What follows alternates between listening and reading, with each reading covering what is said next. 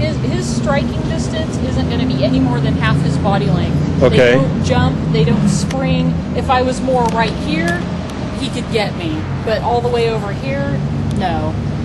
And also he's stretched out, Yeah. so his momentum to strike is much less. Right. If he's curled up, he's going to basically act like a spring. When they're stretched out, they're very limited more in their strike, so half the body length is a great principle to observe. This is a red diamond rattlesnake, or Crotalus ruber, which is very common right here in western Riverside.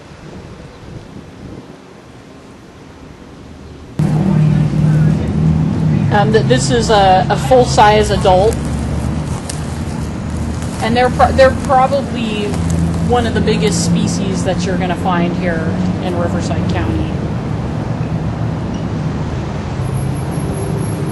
And you'll notice his characteristic very red color, which is why they call him the red diamond rattlesnake.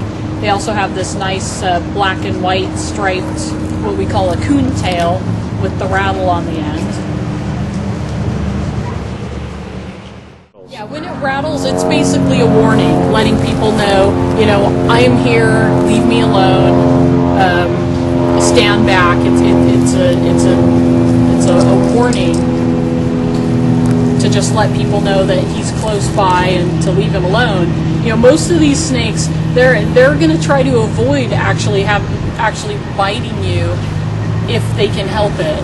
You know, if you think about it biologically, the amount of energy that it takes for them to produce venom so that they can hunt and kill their prey, which is what venom's primary purpose is, it's a very complex process. So they're not gonna bite and waste that venom if they can help it.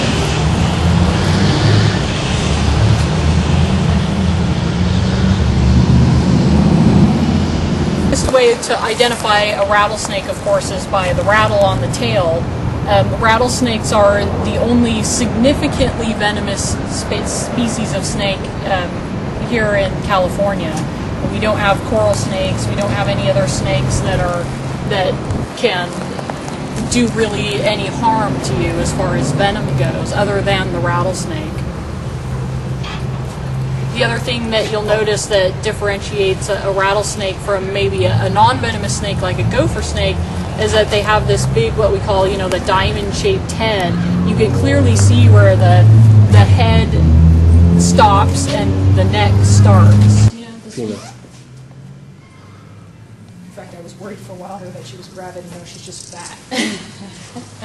The southern Pacific rattlesnake is probably the most medically significant in our area. This one? This one, right here. Why is that? And one of the reasons is because when they created the antivenom that we use here in the United States, this species is not one of the ones that was used in the creation of that antivenom. And so it doesn't neutralize the toxins of the venom from this snake as well as it does, say, a Mojave rattlesnake that was actually included in the creation of that antivenom.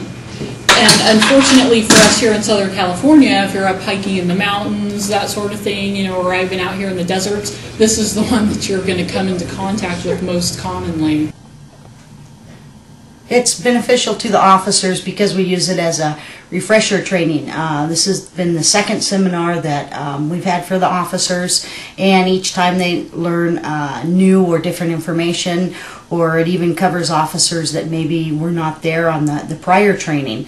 So it gives us a lot of tools out in the field when dealing with these snakes, and teaches the officers that by being careful they don't need to be afraid of the animals. I should say of the snakes.